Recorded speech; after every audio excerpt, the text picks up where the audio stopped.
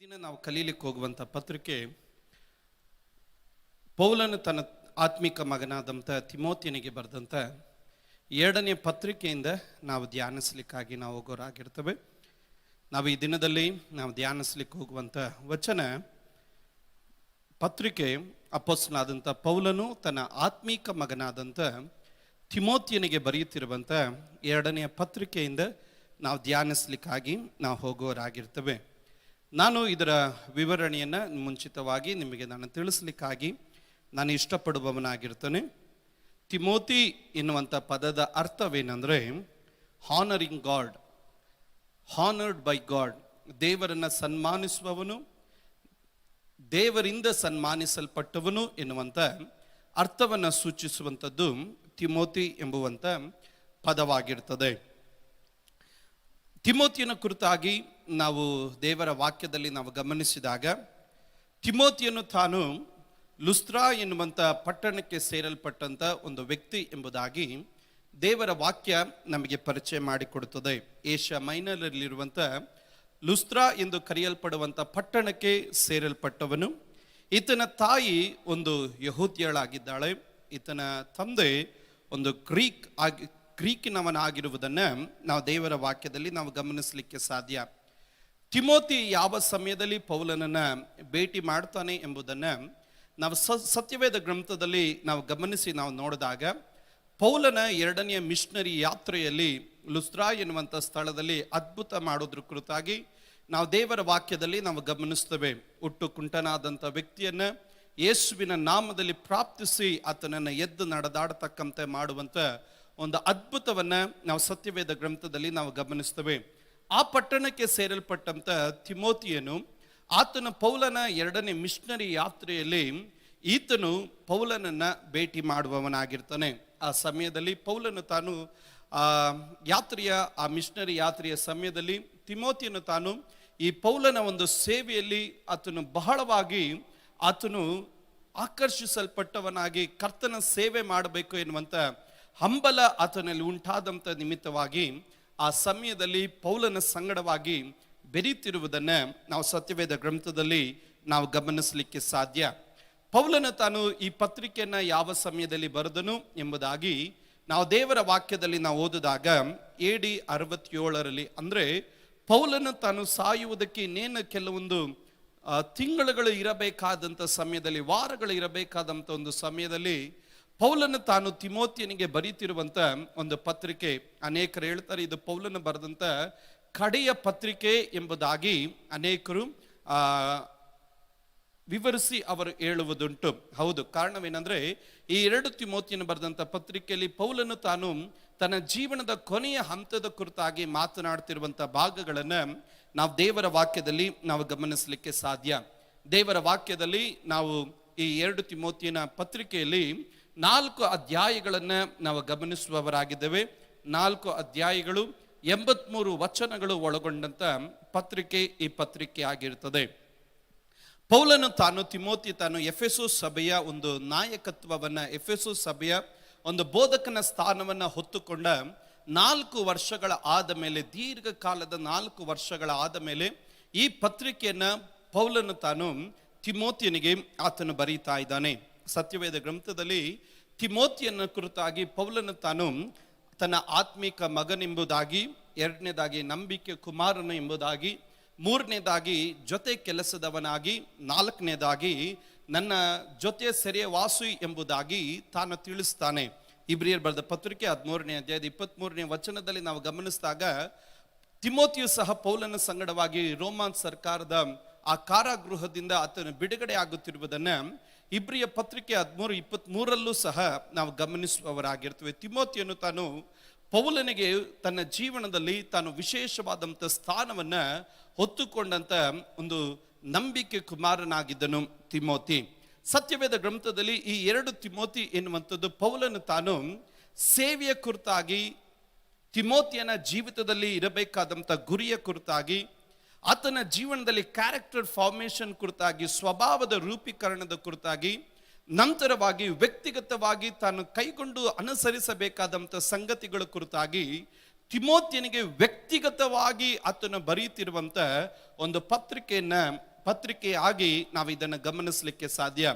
ಮತ್ತೊಂದು ಆವರ್ತಿ ಹೇಳ್ತಾನೆ, ಈ 2 ತಿಮೋತಿಯರ ಪತ್ರಿಕೆ ಎನ್ನುವಂಥದ್ದು ಪೌಲನು ತಾನು ವ್ಯಕ್ತಿಗತವಾಗಿ ಆತನು ಯವನಸ್ಥನಾದಂಥ ನಿಮಿತ್ತವಾಗಿ ಆತನ ಸ್ವಭಾವಗಳು ಯಾವ ರೀತಿ ಇರಬೇಕು, ಸೇವೆ ಯಾವ ರೀತಿ ಇರಬೇಕು, ಯಾವ ರೀತಿ ಪೌಲನ ಆತನನ್ನು ನಡೆಸಿದನು ಎಂಬುವಂತ ಒಂದು ಜ್ಞಾಪಕಾರ್ಥಕವಾದಂಥ ಸಂಗತಿಗಳನ್ನ ಈ ತಿಮೋತಿಯನ ಪತ್ರಿಕೆಯಲ್ಲಿ 2ನೇ ತಿಮೋತಿಯ ಪತ್ರಿಕೆಯಲ್ಲಿ ಸ್ಪಷ್ಟವಾಗಿ ಪೌಲನು ತಾನು ಮಾತನಾಡುತ್ತಾನೆ.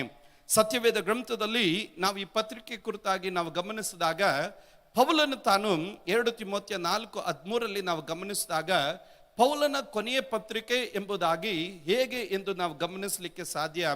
ಅದು ಮಾತ್ರ ಅಲ್ಲ, ಪೌಲನು ತಾನು ತನ್ನ ಜೀವನದ ಅನುಭವಗಳ ಸೇವೆಯ ಅನುಭವಗಳನ್ನು ಕೊನೆಯದಾಗಿ ಆತನು ತನ್ನ ಜೀವನದಲ್ಲಿ ಆ ಸೇವೆಯ ಅನುಭವಗಳನ್ನು ಸಂಕ್ಷಿಪ್ತವಾಗಿ ಆತನು ವಿವರಿಸುವಂತ ಒಂದು ಕಾರ್ಯ ನಾವು ದೇವರ ವಾಕ್ಯದಲ್ಲಿ ನಾವು ಗಮನಿಸ್ತೇವೆ. 2 ತಿಮೋತಿ 4:13 ನಾವು ಗಮನಿಸಿದಾಗ ದೀರ್ಘಕಾಲದಲ್ಲಿ ಸೇವೆಯಲ್ಲಿ ಇದ್ದಂತ ಈ ಪೌಲನು ತಾನು ಸಂಪಾದನೆ ಮಾಡಿದ್ದು ಏನು ಎಂಬುದಾಗಿ ನಾವು ಗಮನಿಸಿದಾಗ ಆಪ್ತನು ತಾನು ಈ ರೀತಿ ಹೇಳ್ತಾನೆ. ರೋಮಾಪುರದ ಸೆರೆವಾಸಿಯಲ್ಲಿ ಇದ್ದಂತ ಈ ಪೌಲನ ತಿಮೋತಿಯನಿಗೆ ಆತನು ಹೇಳ್ತಾ ಇದ್ದಾನೆ, ನೀನು ಆದಷ್ಟು ಬೇಗ ಬಾ, ಚಳಿಗಾಲ ಬರೋದಕ್ಕಿಂತ ಮುಂಚೆ ನೀನು ಆದಷ್ಟು ಬೇಗ ನನ್ನ ಬಳಿಗೆ ಬಾ. ಕಾರಣವೇನೆಂದ್ರೆ ನೀನು ಬರಬೇಕಾದ್ರೆ 2 ಕಾರ್ಯವನ್ನು ತರಬೇಕು. ಒಂದನೇದಾಗಿ ಆತನು ಹೇಳ್ತಾನೆ, ಒಂದನೇದಾಗಿ ಮೇಲಂಗಿಯನ್ನು ನೀನು ತೆಗೆದುಕೊಂಡು ಬಾ, 2ನೇದಾಗಿ ಕಾಗದಗಳನ್ನು ತೆಗೆದುಕೊಂಡು ಬಾ ಎಂಬುದಾಗಿ ಆತನು ಹೇಳ್ತಾ ಇದ್ದಾನೆ. ಪೌಲನ ಜೀವನದಲ್ಲಿ ಆತನು ಬಹಳ ಸೇವೆ ವಿಷಯದಲ್ಲಿ ತಾನು ಸಂಪಾದನೆ ಮಾಡಿದಂತ 2 ಕಾರ್ಯಗಳು, ಒಂದನೇದಾಗಿ ಕಾಗದ ಪುಸ್ತಕಗಳನ್ನು, ಅಂದ್ರೆ ತಾನು ಪತ್ರಿಕೆಗಳನ್ನು ಬರೆಯುವುದಕ್ಕಾಗಿ ಯಾವಾಗಲೂ ಅವನು ಸಿದ್ಧನಾಗಿದ್ದನು. 2ನೇದಾಗಿ ಆತನ ಮೇಲಂಗಿ ಮಾತ್ರನೇ ಆತನ ಜೀವನದಲ್ಲಿ, ಇಂಗ್ಲಿಷಲ್ಲಿ ನಾವು ಗಮನಿಸ್ತೇವೆ ಬ್ಲಾಂಕೆಟ್ ಎಂಬುದಾಗಿ ನಾವು ಗಮನಿಸುವವರಾಗಿರ್ತೇವೆ. ಕರ್ತನ ನಾಮಕ್ಕಾಗಿ ಪ್ರಯಾಸ ಪಟ್ಟಂತ ಈ ಪೌಲನು ದೇವರ ವಾಕ್ಯದಲ್ಲಿ ನಾವು ಗಮನಿಸಿದಾಗ 4 ಅಧ್ಯಾಯಗಳು ಅನೇಕ ಸಂಗತಿಗಳನ್ನು ನಮ್ಮ ನೆನಪಿಗೆ ತರುವಂತದ್ದಾಗಿರ್ತದೆ. ನಾನು ಒಂದೊಂದು ಅಧ್ಯಾಯದಲ್ಲಿ 3 ಸಂಗತಿಗಳನ್ನು ನಿಮ್ಮ ಮಧ್ಯದಲ್ಲಿ ವಿವರಿಸಿ ನಾನು ಪ್ರಾರ್ಥನೆ ಮಾಡಲಿಕ್ಕಾಗಿ ನಾನು ಹೋಗುವವನಾಗಿರ್ತೇನೆ. 1ನೇ ಅಧ್ಯಾಯದ ಕುರಿತಾಗಿ ನಾವು ಓದಿದಾಗ 1ನೇ ಅಧ್ಯಾಯ ಏನನ್ನ ಮಾತನಾಡುತ್ತೆ ಎಂಬುದಾಗಿ ನಾವು ಗಮನಿಸಿದಾಗ, 1ನೇದಾಗಿ ತಿಮೋತಿಯನಲ್ಲಿದ್ದಂಥ ನಂಬಿಕೆ, 2ನೇದಾಗಿ ತಿಮೋತಿಯನು ಹೊಂದಿಕೊಂಡಂತ ಕೃಪಾವರಗಳು, 3ನೇದಾಗಿ ಪೌಲನ ಆ ಕ್ರಿಸ್ತನಲ್ಲಿ ಆತನು ಪಟ್ಟಂತ ಶ್ರಮದ ಕುರಿತಾಗಿ 1ನೇ ಅಧ್ಯಾಯ ಮಾತನಾಡುವಂಥದ್ದಾಗಿದೆ. 1ನೇ ಅಧ್ಯಾಯ ಪೌಲನ ತಿಮೋತಿಯನಲ್ಲಿದ್ದಂಥ ನಂಬಿಕೆ, 2ನೇದಾಗಿ ತಿಮೋತಿಯನು ಹೊಂದಿಕೊಂಡಂತ ಕೃಪಾವರಗಳು, 3ನೇದಾಗಿ ಪೌಲನ ತನ್ನ ಅನುಭವಿಸಿದಂಥ ಕ್ರಿಸ್ತನ ನಿಮಿತ್ತವಾಗಿ ಆತನು ಅನುಭವಿಸಿದಂಥ ಶ್ರಮೆಗಳ ಕುರಿತಾಗಿ ದೇವರ ವಾಕ್ಯದಲ್ಲಿ ಚಿತ್ರೀಕರಿಸುವಂಥದ್ದಾಗಿದೆ. 5ನೇ ವಾಕ್ಯವನ್ನು 1ನೇ ಅಧ್ಯಾಯದ 5ನೇ ವಚನವನ್ನು ನಾವು ಗಮನಿಸಿದಾಗ ಅಲ್ಲಿ ನಾವು ಈ ರೀತಿ ಗಮನಿಸ್ತೇವೆ, ನಿನ್ನಲ್ಲಿರುವ ನಿಷ್ಕಪಟವಾದ ನಂಬಿಕೆಯು ನನ್ನ ನೆನಪಿಗೆ ಬಂತು. ಆ ನಂಬಿಕೆಯು ನಿನ್ನ ಅಜ್ಜಿಯಾದಂಥ ಲೋವಿಯಿಂದಲೂ ನಿನ್ನ ತಾಯಿಯಾದಂಥ ಯುನುಕಿಯಿಂದಲೂ ವಾಸವಾಗಿತ್ತು, ಹಾಗೆ ನಿನ್ನಲ್ಲಿಯೂ ವಾಸವಾಗಿದೆ ಎಂದು ದೃಢವಾಗಿ ನಂಬಿದ್ದೇನೆ ಎಂಬುದಾಗಿ ನಾವು ದೇವರ ವಾಕ್ಯದಲ್ಲಿ ಗಮನಿಸ್ತೇವೆ.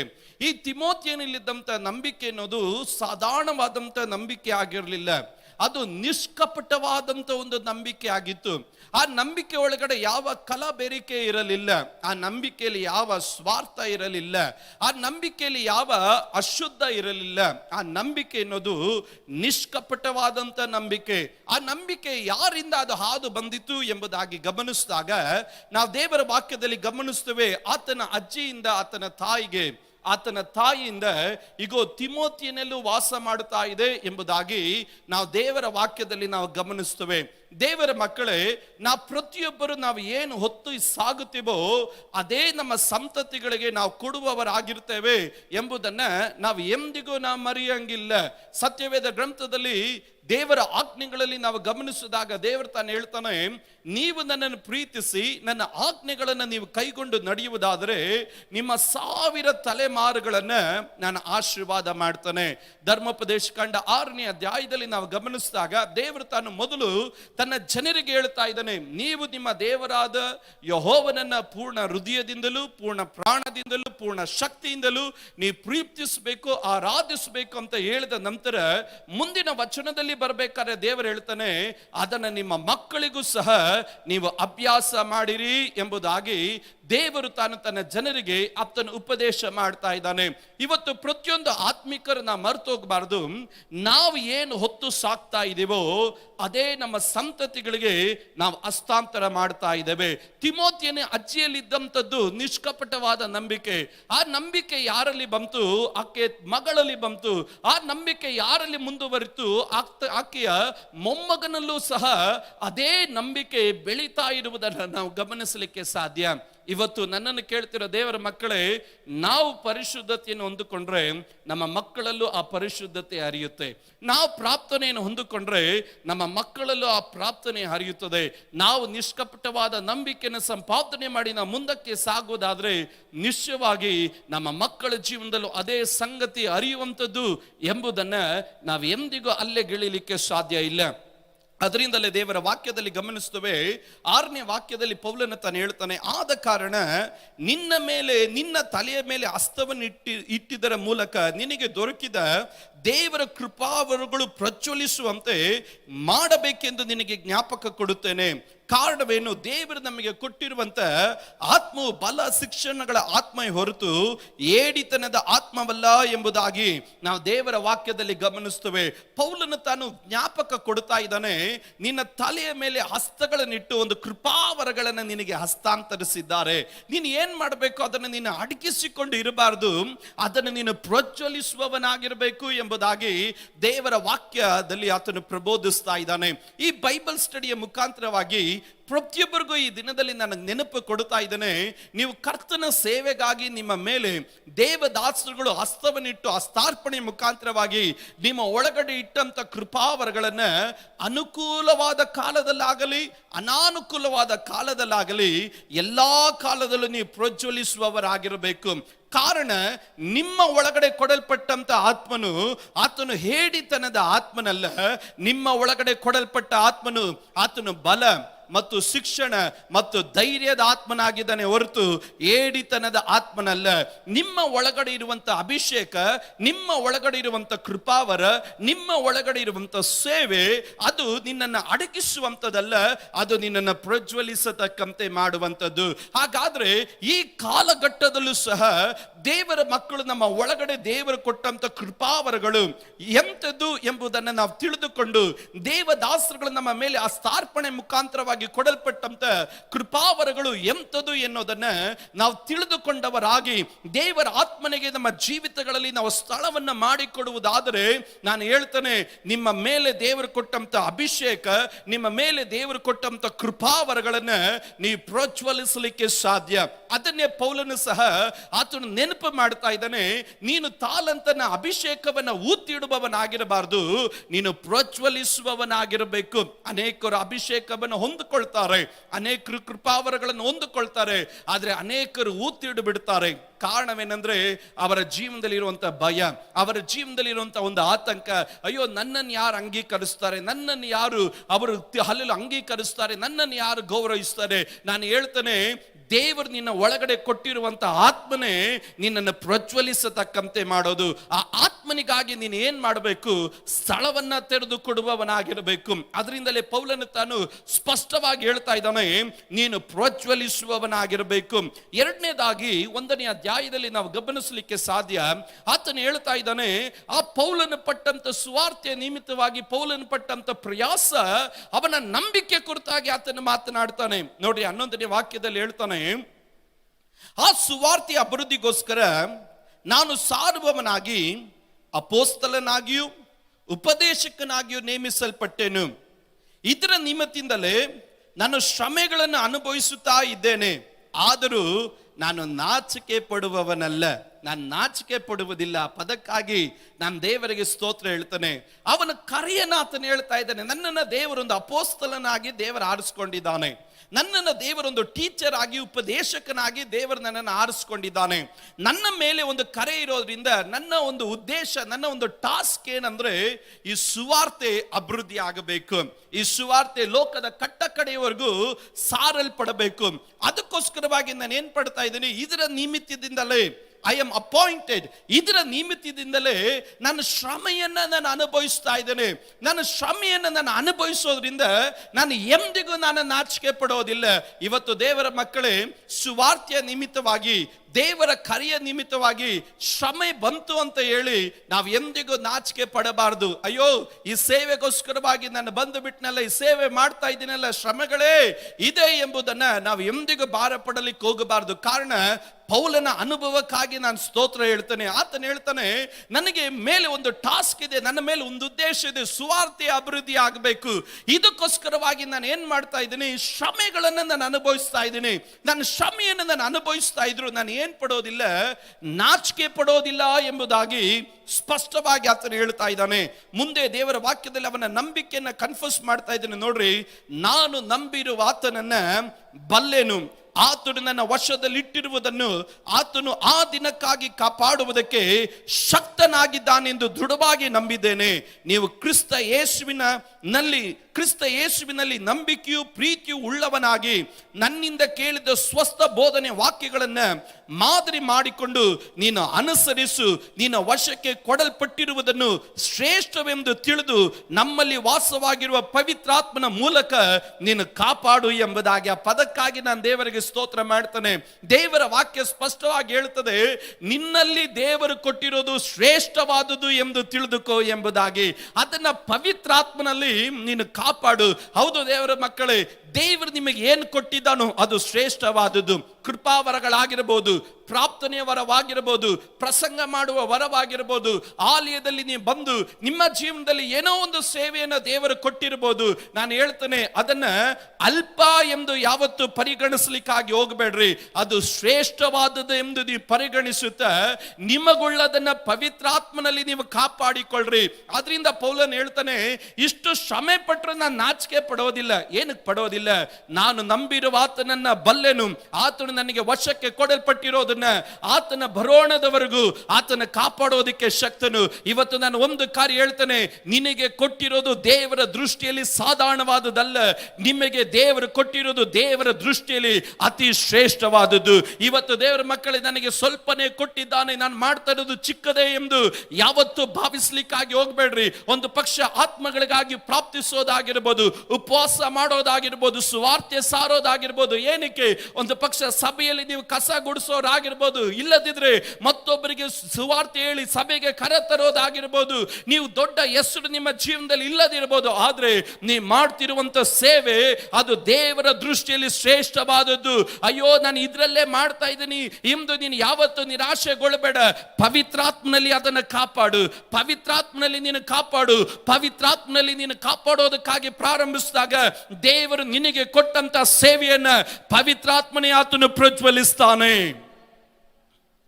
2ನೇ ಅಧ್ಯಾಯದ ಕಡೆ ಬಂದಾಗ ಸತ್ಯವೇದ ಗ್ರಂಥದಲ್ಲಿ ನಾವು ಗಮನಿಸುತ್ತೇವೆ, ಪೌಲನು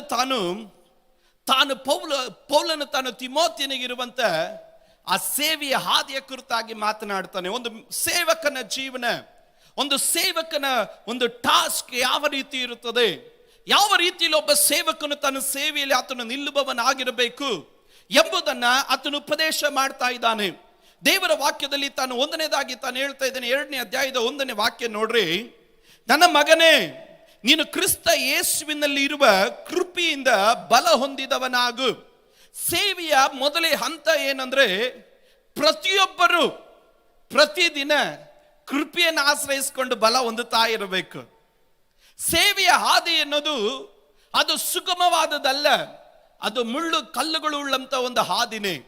ಆದ್ರೆ ಪ್ರತಿದಿನ ಒಂದು ಸೇವಕನು ತಾನು ತನ್ನ ಜೀವಿತದಲ್ಲಿ ತಾನು ಬೆಳಗ್ಗೆ ಎದ್ದಾಗ ತನ್ನ ಜೀವನದಲ್ಲಿ ಪ್ರತಿ ದಿನವನ್ನು ಆರಂಭಿಸಬೇಕಾದ್ರೆ ದೇವರ ಕೃಪೆ ಎಂದುಕೊಂಡು ಕರ್ತನ ಬಲವನ್ನು ಹೊಂದಿಕೊಂಡವನಾಗಿ ತನ್ನ ಜೀವಿತವನ್ನು ಆತನ ಆರಂಭಿಸುವವನಾಗಿರಬೇಕು.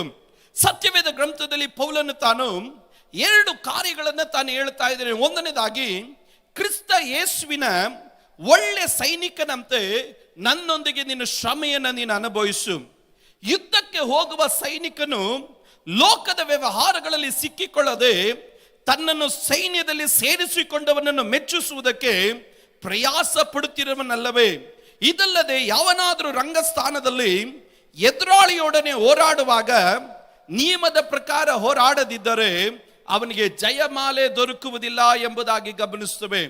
ಒಂದನೇದಾಗಿ ಒಳ್ಳೆ ಸೈನಿಕನಾಗಿ ನೀನು ಯುದ್ಧ ಮಾಡು. ಎರಡನೇದಾಗಿ ಆತನು ಹೇಳ್ತಾ ಇದ್ದಾನೆ, ಲೋಕದ ವ್ಯವಹಾರಗಳಲ್ಲಿ ಸಿಕ್ಕಾಕಿಕೊಳ್ಳಬೇಡ. ಮೂರನೇದಾಗಿ ಆತನು ಹೇಳ್ತಾ ಇದ್ದಾನೆ, ನಿಯಮವನ್ನು ತಪ್ಪಬೇಡ. ಮೂರು ಸಂಗತಿಗಳು. ಒಳ್ಳೆ ಸೈನಿಕನಾಗಿರು. ಎರಡನೇದಾಗಿ ನಿನ್ನ ಕರೆದಂತ ದೇವರನ್ನ, ಸೇವೆಗಾಗಿ ನಿನ್ನನ್ನು ನಿಲ್ಲಿಸಿದಂತ ದೇವರನ್ನ ಮೆಚ್ಚಿಸೋದಕ್ಕೆ ಪ್ರಯಾಸ ಪಡು. ಮೂರನೇದಾಗಿ ಆತನು ಹೇಳ್ತಾ ಇದ್ದಾನೆ, ನೀನು ಸೇವೆ ಮಾಡುವಂತ ಆತರದಲ್ಲಿ ನಿಯಮವನ್ನು ನೀನು ತಪ್ಪಬೇಡ. ಪ್ರತಿಯೊಂದು ಸೇವಕನಿಗೆ ದೇವರು ತನ್ನ ನಿಯಮಗಳನ್ನು ಕೊಟ್ಟಿದ್ದಾನೆ. ಆ ನಿಯಮವನ್ನು ನೀನು ಕೈಗೊಂಡು ನಡೆಯುವುದಾದ್ರೆ ಮಾತ್ರನೇ ನೀನು ಆ ಗುರಿಗೆ ತಲುಪಲಿಕ್ಕೆ ಸಾಧ್ಯ ಎಂಬುದಾಗಿ ಸ್ಪಷ್ಟವಾಗಿ ಆತನು ಹೇಳ್ತಾ ಇದ್ದಾನೆ. ಹಾಗಾದ್ರೆ ಒಬ್ಬನು ಒಳ್ಳೆ ಸೈನಿಕನಾಗಬೇಕಾದ್ರೆ ಅನೇಕ ಟ್ರೈನಿಂಗ್ಗಳಲ್ಲಿ ಆತನು ಹಾದೋಗಬೇಕು. ನಾನು ಸೈನ್ಯದಲ್ಲಿ ಸೇರೋದಕ್ಕೆ ಎಕ್ಸಾಮ್ ಬರೆದಿದ ತಕ್ಷಣ, ನಾನು ಪಾಸ್ ಆಗಿದ ತಕ್ಷಣ ನನಗೆ ಗನ್ ಕೊಡೋದಿಲ್ಲ, ಯೂನಿಫಾರ್ಮ್ ಕೊಟ್ಟು ನೀನು ಹೋಗು, ನೀನು ಹಿಮಾಲಯಕ್ಕೆ ಹೋಗು, ನೀನು ಬಾರ್ಡರ್ಗೆ ಹೋಗು, ಯುದ್ಧ ಮಾಡು ಅಂತ ಹೇಳಿ ಯಾವ ಸೈನಾಧಿಪತಿಯೂ ಸಹ ನನ್ನನ್ನು ಕರೆದುಕೊಂಡು ಹೋಗೋದಿಲ್ಲ. ನನ್ನ ಸೈನ್ಯಕ್ಕೆ ಆ ಎಕ್ಸಾಮ್ಗಳೆಲ್ಲ ಪಾಸ್ ಆದ ನಂತರ ಒಂದು ಟ್ರೈನಿಂಗ್ ಪೀರಿಯಡ್ ಇರುತ್ತೆ. ಆ ಟ್ರೈನಿಂಗ್ ಪೀರಿಯಡ್ ಅನ್ನೋದು ಅದು ಸುಲಭವಾಗಿರೋದಿಲ್ಲ.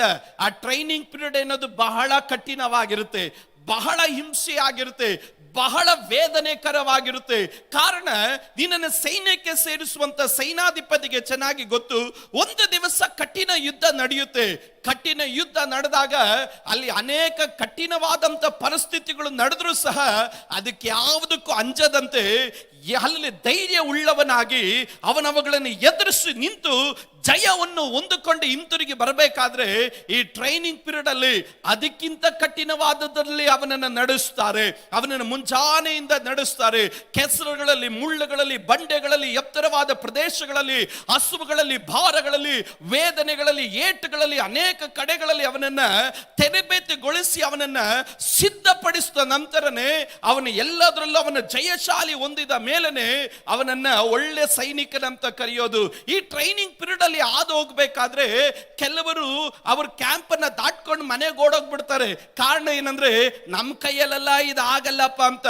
ಕಾರಣವೇನಂದ್ರೆ ಈ ಟ್ರೈನಿಂಗ್ ಅಲ್ಲೇ ಇಷ್ಟು ಕಷ್ಟ ಅಂದ್ರೆ ಮುಂದೆ ಹೆಂಗಪ್ಪ ಅಂತ. ಆದ್ರೆ ಗುರಿ ಉಳ್ಳವನು, ಲಕ್ಷ್ಯ ಇರುವವನು, ನಾನೊಂದು ಒಳ್ಳೆ ಸೈನಿಕನಾಗಿ ಜಯ ತರಬೇಕು ಎಂದು ಆತನು ನಿರೀಕ್ಷೆ ಉಳ್ಳವನು, ಸೈನ್ಯಾಧಿಪತಿ ಎಂತ ಟ್ರೈನಿಂಗ್ ಅಲ್ಲಿ ನಡೆಸಿದ್ರು ಸಹ, ಎಂತ ಕಠಿಣವಾದ ಅನುಭವದಲ್ಲಿ ನಡೆಸಿದ್ರು ಸಹ ಅವನು ಹಿಂಜರಿದು ಹೋಗೋದಿಲ್ಲ. ಅವನು ನಿಲ್ತಾನೆ.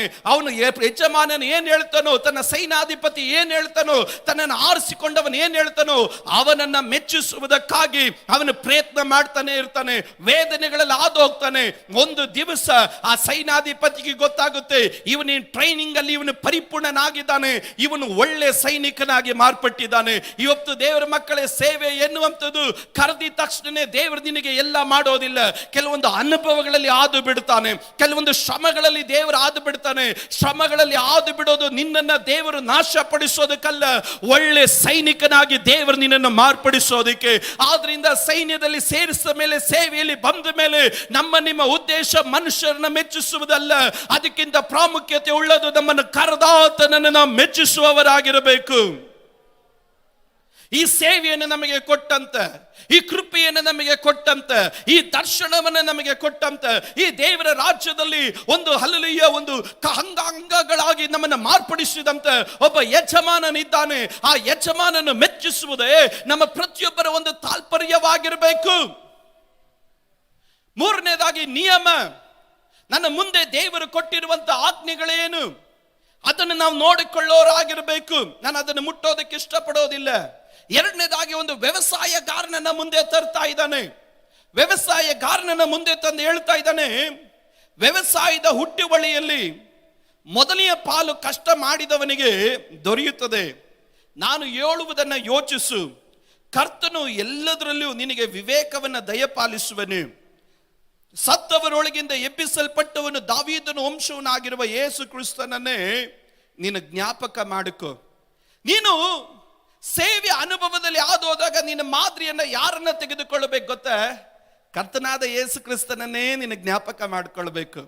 ಕಾರಣವೇನೆಂದ್ರೆ ಯೇಸು ಸ್ವಾಮಿ ಯಾರಿಗೂ ದೋಷ ಮಾಡಲಿಲ್ಲ, ಯೇಸು ಸ್ವಾಮಿ ಯಾರಿಗೂ ಕೆಟ್ಟದ್ದು ಮಾಡಲಿಲ್ಲ. ಯೇಸು ಸ್ವಾಮಿ ಯಾರನ್ನು ನಿಂದಿಸಲಿಲ್ಲ. ಯೇಸು ಸ್ವಾಮಿ ಉಪಕಾರ ಮಾಡುತ್ತಾ 3.5 ವರ್ಷಗಳ ಕಾಲ ತಿರುಗಾಡಿದನು. ರೋಗಿಗಳನ್ನು ಸೌಖ್ಯ ಮಾಡಿದನು, ಸತ್ತವರನ್ನು ಎಬ್ಬಿಸಿದನು, ಹಸಿದವರಿಗೆ ಆಹಾರವನ್ನು ದಯಪಾಲಿಸಿದನು. ಕಡೆಯದಾಗಿ ಲೋಕ ಯೇಸು ಸ್ವಾಮಿಗೆ ಕೊಟ್ಟಂತ ಸಂಗತಿ ಏನು? 3 ಆಣಿ, ಒಂದು ಮುಳ್ಳು ಕಿರೀಟವನ್ನ ಕೊಟ್ಟು ಯೇಸು ಸ್ವಾಮಿಯನ್ನ ಅಪರಾಧಿ ಎಂದು ಶಿಲುಬೆ ಮೇಲೆ ಆತನನ್ನ ಜಡೆದರು. ಆದರೂ ಸಹ ಯೇಸು ಸ್ವಾಮಿ 3 ಆಣಿಗಳಲ್ಲಿ ತೂಗಾಕಲ್ಪಟ್ಟವನಾಗಿ ಮುಳ್ಳಿನ ಕಿರೀಟವನ್ನು ಧರಿಸಿಕೊಂಡವನಾಗಿ ಆತನ ಬಾಯಿಂದ ಹೊರಟು ಬಂದಂತ ಪದ ಏನು ಗೊತ್ತ?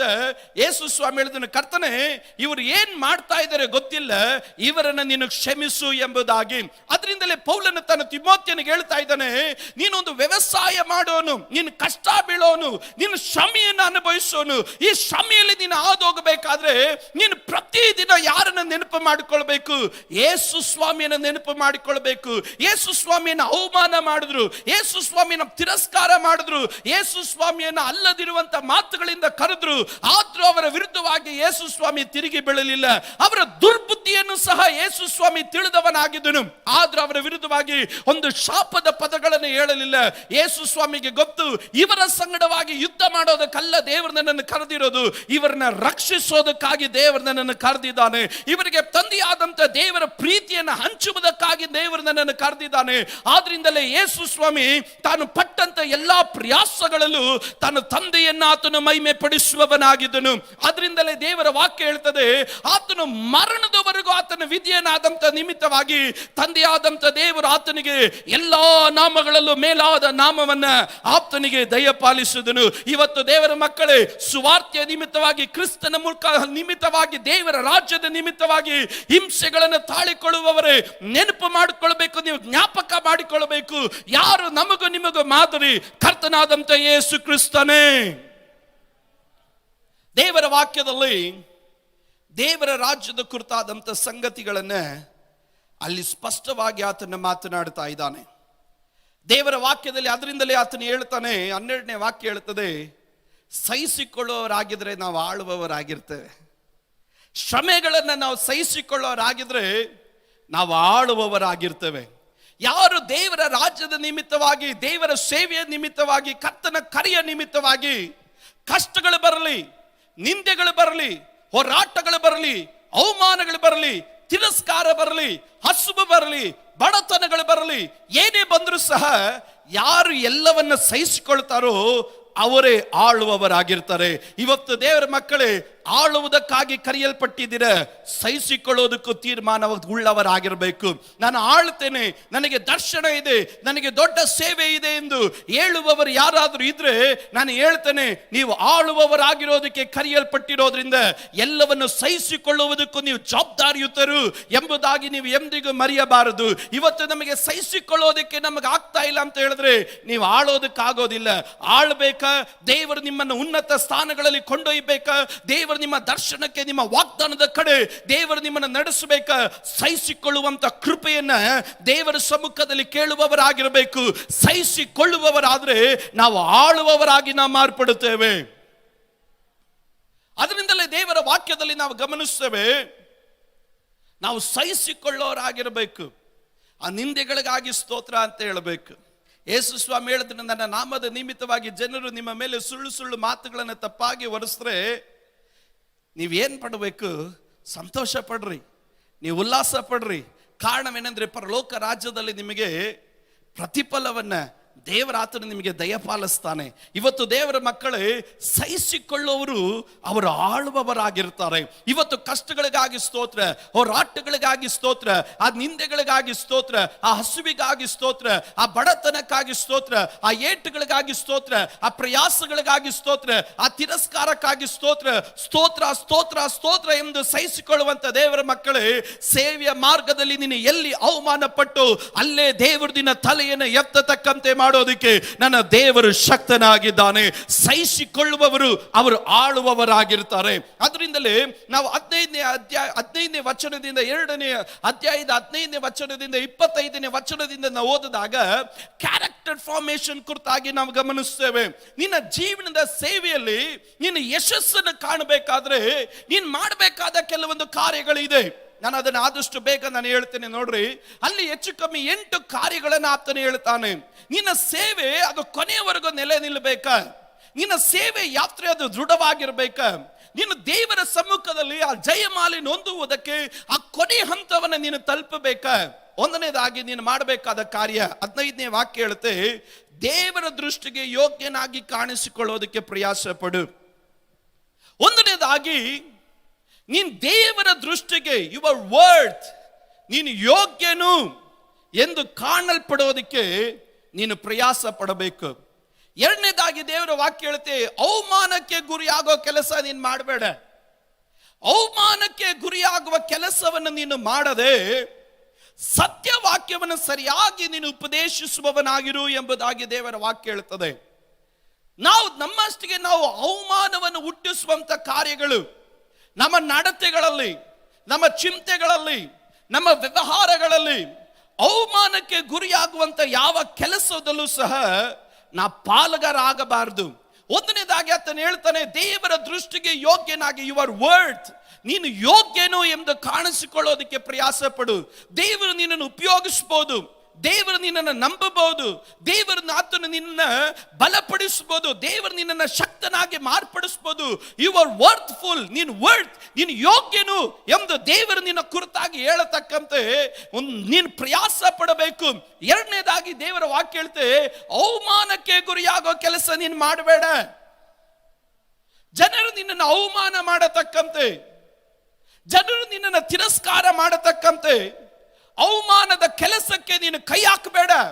ಅದನ್ನು ಬಿಟ್ಟು ದೇವರ ವಾಕ್ಯ ಸತ್ಯವಾಗಿರುವಂತ ದೇವರ ವಾಕ್ಯವನ್ನ ನೀನು ಉಪದೇಶಿಸು. ಇವತ್ತು ಅನೇಕರು ಚಿಂತೆ ಮಾಡ್ತಾರೆ, ನಾನು ಯಾರನ್ನು ನಾನು ಕ್ಯಾರ್ ಮಾಡೋದಿಲ್ಲ ಅಂತ. ದೇವರ ಮಕ್ಕಳಿಗೆ ಗಮನಿಸಿ, ಅದು ದೇವರ ರಾಜ್ಯಕ್ಕೆ ಯೋಗ್ಯವಾದುದಲ್ಲ. ನಾವು ದೇವರ ಮಕ್ಕಳು ಅವಮಾನಕ್ಕೆ ಗುರಿ ಆಗುವ ಯಾವ ಕೆಲಸಕ್ಕೂ ನಾವು ಕೈ ಹಾಕಬಾರದು. ಅದು ದೇವರ ಸೇವೆಯಲ್ಲಿ ನಮ್ಮನ್ನು ಮುಂದಕ್ಕೆ ಕೊನೆಯವರೆಗೂ ಕೊಂಡೊಯ್ಯಲಿಕ್ಕೆ ಸಾಧ್ಯವಿಲ್ಲ. ಮೂರನೇದಾಗಿ ದೇವರ ವಾಕ್ಯ ಹೇಳ್ತದೆ, ಪ್ರಾಪಂಚಿಕವಾದ ಹರಟೆ ಮಾತುಗಳಿಗೆ ದೂರವಾಗಿರು. ಅವುಗಳಿಗೆ ಮನಸ್ಸು ಕೊಡುವವರು ಹೆಚ್ಚೆಚ್ಚಾಗಿ ಭಕ್ತಿಹೀನರಾಗ್ತಾರೆ. ಅವರ ಮಾತು ಕುಳುಕು ಹುಣ್ಣಿನಂತೆ ಹರಡಿಕೊಳ್ಳುತ್ತದೆ. ಮೂರನೇದಾಗಿ ಆತನು ಹೇಳ್ತಾ ಇದ್ದಾನೆ, ಹರಟೆ ಮಾತುಗಳಿಗೆ ನೀನು ದೂರವಾಗಿರು. ಅವುಗಳಿಗೆ ಮನಸ್ಸು ಕೊಡುವವರು ಹೆಚ್ಚೆಚ್ಚಾಗಿ ಭಕ್ತಿಹೀನರಾಗ್ತಾರೆ. ಯೂದನ 1:14 ನಮಗೆ ಈ ರೀತಿ ಹೇಳುತ್ತದೆ, ಹೀಗೋ ಕರ್ತನು ಲಕ್ಷಾಂತರ ಪರಿಶುದ್ಧ ದೂತರು ಕೂಡಿಕೊಂಡು ಎಲ್ಲರಿಗೂ ನ್ಯಾಯ ತೀರಿಸುವುದಕ್ಕೂ ಭಕ್ತಿಹೀನರೆಲ್ಲರೂ ಮಾಡಿದ ಭಕ್ತಿ ಇಲ್ಲದ ಎಲ್ಲಾ ಕೃತ್ಯಗಳ ವಿಷಯವಾಗಿಯೂ ಮತ್ತು ಭಕ್ತಿ ಇಲ್ಲದ ಪಾಪಿಷ್ಠರು ತನ್ನ ಮೇಲೆ ಹೇಳಿದ ಎಲ್ಲಾ ಕಠಿಣವಾದ ಮಾತುಗಳ ವಿಷಯವಾಗಿ ಅವರನ್ನ ಖಂಡಿಸುವುದಕ್ಕೆ ಬಂದನು ಎಂಬುದಾಗಿ ಪ್ರವದಿಸಿದನು. ಇವರು ಗುಣಗುಟ್ಟುವವರು, ತಮ್ಮ ಗತಿಯನ್ನು ನಿಂದಿಸುವವರು, ತಮ್ಮ ದುರಾಶೆಗಳನ್ನು ಅನುಸರಿಸಿ ನಡೆಯುವವರು ಆಗಿದ್ದಾರೆ. ಇವರ ಬಾಯಿಂದ ದೊಡ್ಡ ದೊಡ್ಡ ಮಾತುಗಳು ಬರುತ್ತದೆ. ಇವರು ಸ್ವಪ್ರಯೋಜನಕ್ಕಾಗಿ ಮುಖಸ್ತುತಿಯನ್ನು ಮಾಡುತ್ತಾರೆ ಎಂಬುದಾಗಿ ದೇವರ ವಾಕ್ಯ ಹೇಳುತ್ತದೆ. ದೇವರ ವಾಕ್ಯ ಹೇಳುತ್ತದೆ, ನಿನ್ನ ಬಾಯಲ್ಲಿ ನೀನು ಆಡುವಂತ ಮಾತುಗಳ ಕುರಿತಾಗಿ ನೀನು ಎಚ್ಚರಿಕೆ ಉಳ್ಳವನಾಗಿರಬೇಕು. ಒಬ್ಬನು ತನ್ನ ಬಾಯ ಮಾತಿನಿಂದಲೇ ಅವನ ನೀತಿವಂತನು, ಅವನ ಅಪರಾಧಿ ಎಂದು ನಿರ್ಣಯಿಸಲ್ಪಡುತ್ತಾನೆ. ಮನುಷ್ಯನು ತನ್ನ ಬಾಯ ಬೆಳೆಯನ್ನ ಆತನು ಹೊಟ್ಟೆ ತುಂಬ ಉಣ್ಣುತ್ತಾನೆ ಎಂಬುದಾಗಿ ದೇವರ ವಾಕ್ಯದಲ್ಲಿ ಗಮನಿಸುತ್ತೇವೆ. ದೇವರ ವಾಕ್ಯ ಹೇಳುತ್ತದೆ, ತನ್ನ ಬಾಯನ್ನು ಕಾಯುವವನು ತೊಂದರೆಗಳಿಂದ ಅವನು ರಕ್ಷಿಸಿಕೊಳ್ಳುತ್ತಾನೆ. ಅದರಿಂದ ದೇವರ ವಾಕ್ಯ ಹೇಳುತ್ತೆ, ನಿನ್ನ ಬಾಯಿಗೆ ನೀನು ಕಡಿವಾಣ ನೀನು ಹಾಕಬೇಕು. ಹರಟೆ ಮಾತುಗಳು ನಿನ್ನನ್ನು ಹೆಚ್ಚೆಚ್ಚಾಗಿ ಭಕ್ತಿಹೀನ ಪಡಿಸ್ತಾ ಇರುತ್ತೆ. ಇವತ್ತು ಭಕ್ತಿಹೀನರಾಗಿ ಮಾಡುವಂತ ಮಾತುಗಳಿಗೆ ನೀವು ಒಳಪಡಬಾರದು. ನಿಮ್ಮ ಭಕ್ತಿಯನ್ನು ವೃದ್ಧಿ ಮಾಡತಕ್ಕಂತ ಮಾತುಗಳಿಗೆ ನೀವು ಕಿವಿಗೊಡೋರಾಗಿರಬೇಕು. ಅನೇಕರಿಗೆ ಇವತ್ತು ಪ್ರಸಂಗ ಕೇಳೋದಿಕ್ಕೆ ಇಷ್ಟ ಇಲ್ಲ. ಅನೇಕರಿಗೆ ಇವತ್ತು ಅನ್ಯ ಭಾಷೆ ಮಾತಾಡೋಕೆ ಇಷ್ಟ ಇಲ್ಲ. ಅನೇಕರಿಗೆ ಇವತ್ತು ಆತ್ಮಿಕವಾದಂತ ಗೀತೆಗಳನ್ನು ಆಡೋದಕ್ಕೆ ಇಷ್ಟ ಇಲ್ಲ. ಆದ್ರೆ ಲೌಕಿಕವಾಗಿ ಇಂಪು ಕೊಡುವಂತ ಮಾತುಗಳಿಗೆ ಕಿವಿಗೊಡುತ್ತಾರೆ. ನಾನು ಹೇಳ್ತೇನೆ, ನಿನ್ನ ಭಕ್ತಿಯನ್ನು ವೃದ್ಧಿ ಮಾಡದಿರುವಂತ ಯಾವ ಮಾತುಗಳು ಅದು ನಿನಗೆ ಹಿತವಾದದಲ್ಲ. ಸೇವೆಯ ಮಾರ್ಗದಲ್ಲಿ ನಡೆಯುವಂತ ನೀನು ನಿನ್ನ ಭಕ್ತಿಯನ್ನು ವೃದ್ಧಿ ಮಾಡತಕ್ಕಂತ ಮಾತುಗಳಿಗೆ ಅನುದಿನ ನಿನ್ನ ಕಿವಿಗೊಡೋನಾಗಿರಬೇಕು.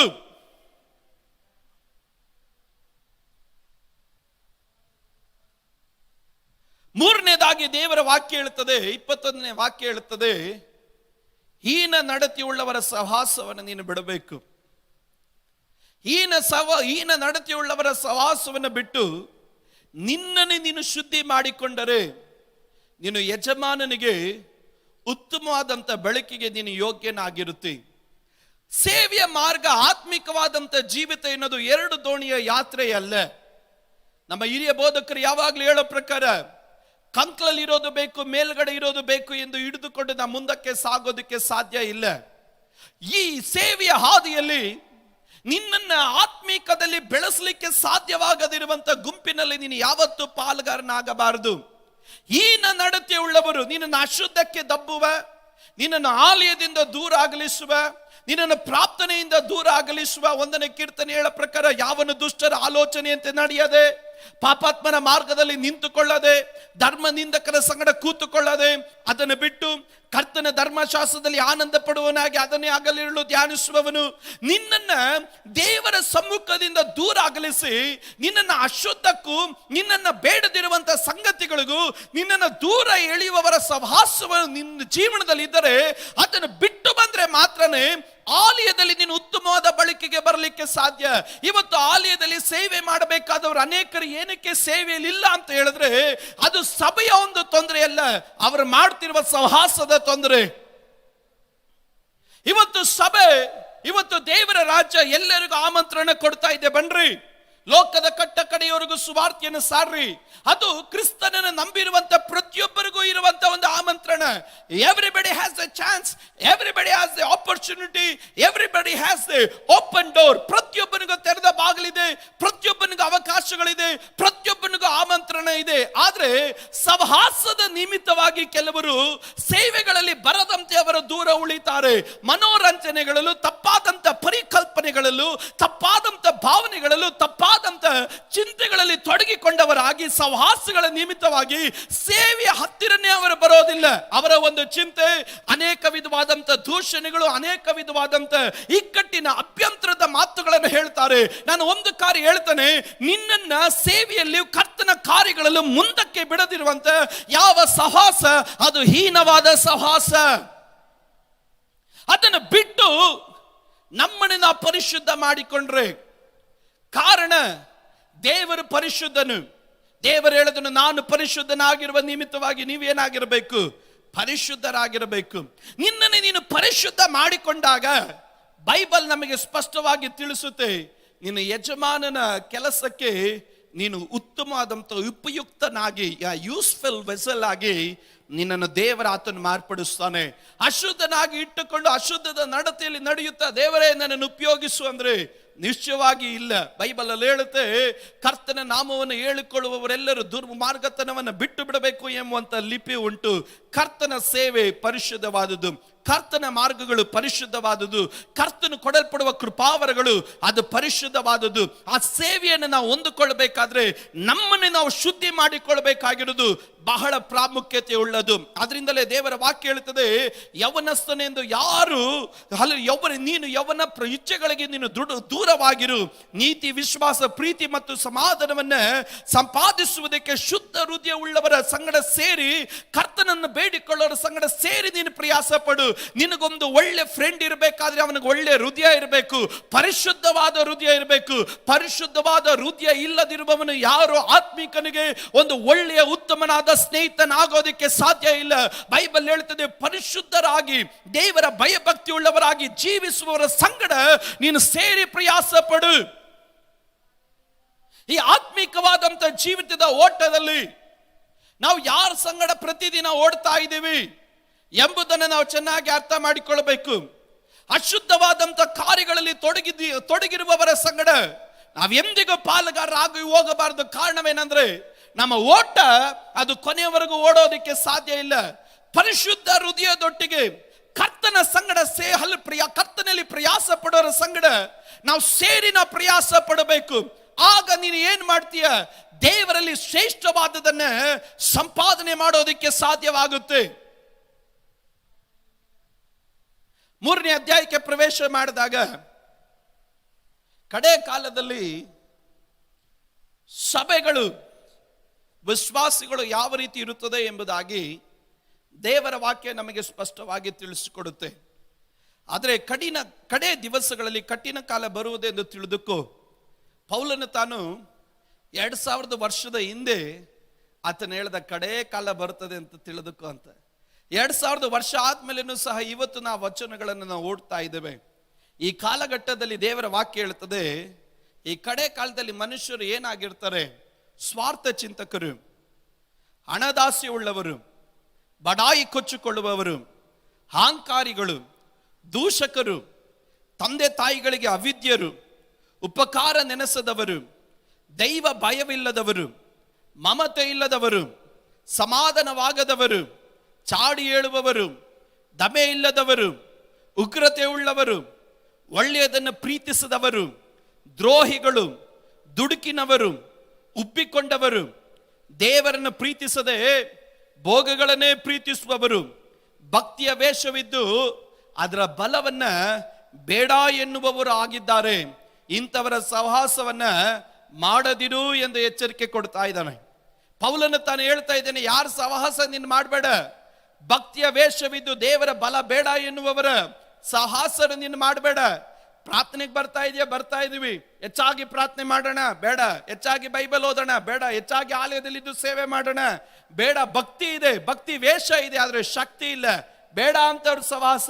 ಹಣದಾಸೆ ಉಳ್ಳವರ ಸಹವಾಸ ಬೇಡ. ದೇವರ ವಾಕ್ಯ ಹೇಳ್ತಿದೆ, ತಂದೆ ತಾಯಿಗಳಿಗೆ ಅವಿದ್ಯತೆ ತೋರಿಸ್ತಾ ಇದ್ದಾರೆ, ಅವರ ಸಹವಾಸಕ್ಕೆ ನೀನು ಹೋಗ್ಬೇಡ. ಚಾಡಿ ಹೇಳೋರಾಗಿದ್ದಾರೆ, ಅವರ ಸಹವಾಸಕ್ಕೆ ನೀನು ಹೋಗ್ಬೇಡ. ಸ್ವಾರ್ಥ ಚಿಂತಕರ ಅವರ ಸಹವಾಸಕ್ಕೆ ನೀನು ಹೋಗ್ಬೇಡ. ದೇವರ ವಾಕ್ಯ ಹೇಳ್ತದೆ, ದೈವ ಭಯ ಇಲ್ಲದವರ ಅವರ ಸಹವಾಸಕ್ಕೆ ನೀನು ಹೋಗ್ಬೇಡ. ಬೈಬಲ್ ಅಲ್ಲಿ ಅದರಿಂದಲೇ ದೇವರ ವಾಕ್ಯದಲ್ಲಿ ನಾವು ಗಮನಿಸ್ತೇವೆ. ನೀನೇನ್ ಮಾಡು? ದೇವರ ವಾಕ್ಯ ಹೇಳುತ್ತದೆ, 12ನೇ ವಾಕ್ಯ ಹೇಳುತ್ತದೆ, ಕ್ರಿಸ್ತ ಯೇಸುವಿನಲ್ಲಿ ಸದ್ಭಕ್ತರಾಗಿ ಜೀವಿಸುವುದಕ್ಕೆ ಮನಸ್ಸು ಮಾಡೋರೆಲ್ಲರೂ ಹಿಂಸೆಗೊಳಗಾಗ್ತಾರೆ. ನೀನು ಪರಿಶುದ್ಧನಾಗಿ ಜೀವಿಸೋದಕ್ಕೆ ಈ ಜನರ ಮಧ್ಯದಲ್ಲಿ ನಿಂತ್ಕೊಂಡು ನೀನು ಜೀವಿಸೋದಕ್ಕಾಗಿ ಪ್ರಾರಂಭಿಸಿದಾಗ ಜನ ನಿನ್ನನ್ನು ಗೇಲಿ ಮಾಡ್ತಾರೆ, ನೀನೇನು ಪರಿಶುದ್ಧನ ಅಂತ. ನೀನು ಭಕ್ತನಾಗಿ ಜೀವಿಸೋದಕ್ಕೆ ನೀನು ಪ್ರಯಾಸ ಪಟ್ಟಾಗ ಜನ ನಿನ್ನನ್ನು ಗೇಲಿ ಮಾಡ್ತಾರೆ, ನೀನು ಹಿಂಸಿಸ್ತಾರೆ, ನಿನ್ನನ್ನು ದೂಷಿಸ್ತಾರೆ. ಆದ್ರೂ ಸದ್ಭಕ್ತನಾಗಿ ಜೀವಿಸೋದಕ್ಕೆ ಮನಸ್ಸು ಮಾಡೋನ್ ಪ್ರತಿಯೊಬ್ಬನು ನಾನಾ ವಿಧ ಟೆಂಪ್ಟೇಷನ್, ನಾನಾ ವಿಧವಾದ ಹಿಂಸೆ, ಮಾನಸಿಕವಾಗಿ ಅನೇಕ ಹಿಂಸೆಗಳಿಗೆ ಅದನ್ನು ಒಳಗಾಗ್ತಾನೆ. ಆದ್ರೆ ಬೈಬಲ್ ಅಲ್ಲಿ ಈ ರೀತಿಯಾಗಿ ನಾವು ಗಮನಿಸ್ತೇವೆ, ಆದರೆ ದುಷ್ಟರು, ವಂಚಕರು ಇತರರನ್ನು ಮೋಸ ಮಾಡುತ್ತಾ ತಾವೇ ಮೋಸ ಹೋಗುತ್ತೆ, ಹೆಚ್ಚಾದ ಕೆಟ್ಟತನಕ್ಕೆ ಅವರು ಹೋಗುವರು. 14ನೇ ವಾಕ್ಯ ಹೇಳ್ತದೆ, ನೀನಾದರೂ ಕಲಿತು ದೃಢವಾಗಿ ನಂಬಿದ ಬೋಧನೆಗಳಲ್ಲಿ ನೆಲೆಯಾಗಿರು. ಕಲಿಸಿಕೊಟ್ಟವರು ಯಾರೆಂದು ನೀನು ಯೋಚಿಸು. ನೀನ್ ಏನ್ ಮಾಡಬೇಕು? ವಾಕ್ಯವನ್ನ ಕಲಿತು. ಇವತ್ತು ದೇವರ ಮಕ್ಕಳೇ, ವಾಕ್ಯವನ್ನ ಕಲಿಯೋದಕ್ಕೆ ಇವತ್ತು ಅನೇಕರಿಗೆ ಸಮಯ ಇಲ್ಲ. ಕುಟುಂಬದಲ್ಲಿ ವಾಕ್ಯವನ್ನ ಕಲಿಯೋದಕ್ಕೆ ಅನೇಕರಿಗೆ ಸಮಯ ಇಲ್ಲ. ವಾಕ್ಯ ಏನು ಉಪದೇಶಿಸುತ್ತೆ ಎಂದು ಕುಳಿತುಕೊಂಡು ಕಲಿಯೋದಕ್ಕೆ ಅನೇಕರಿಗೆ ಇವತ್ತು ಇಷ್ಟ ಇಲ್ಲ.